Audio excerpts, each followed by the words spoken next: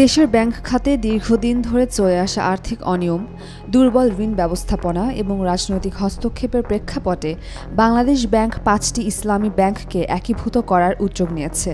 এতে একদিকে যেমন সম্ভাবনা তৈরি হয়েছে, তেমনই দেখা দিয়েছে শঙ্কাও।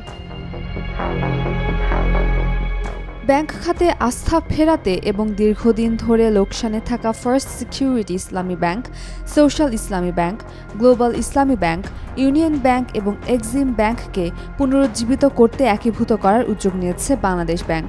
কেন্দ্রীয় ব্যাংক ও আন্তর্জাতিক মুদ্রা তহবিলের সাম্প্রতিক পর্যালোচনা অনুযায়ী এই ব্যাংকগুলোর খেলাপি ঋণের হার ৩০% বেশি।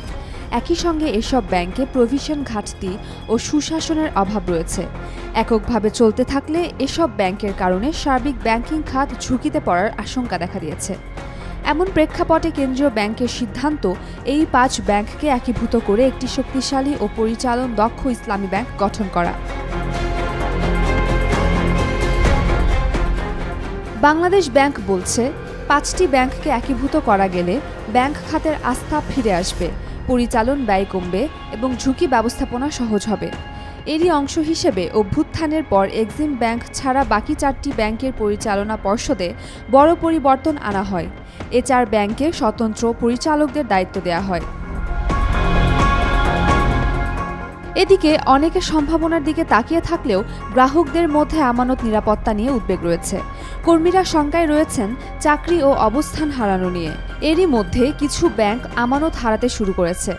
যদিও বাংলাদেশ ব্যাংকের governor doctor Ahsan H Mansur সম্প্রতি জানিয়েছেন, আর্থিকভাবে সংকটে থাকা শারিয়া ভিত্তিক 5টি ব্যাংক একীভূতকরণের ফলে কোনো কর্মী তাদের চাকরি হারাবেন না। অর্থনীতিবিদরা বলছেন, শুধু ব্যাংক একীভূত করলে হবে না, বাস্তব ভিত্তিক পরিচালনা করতে হবে।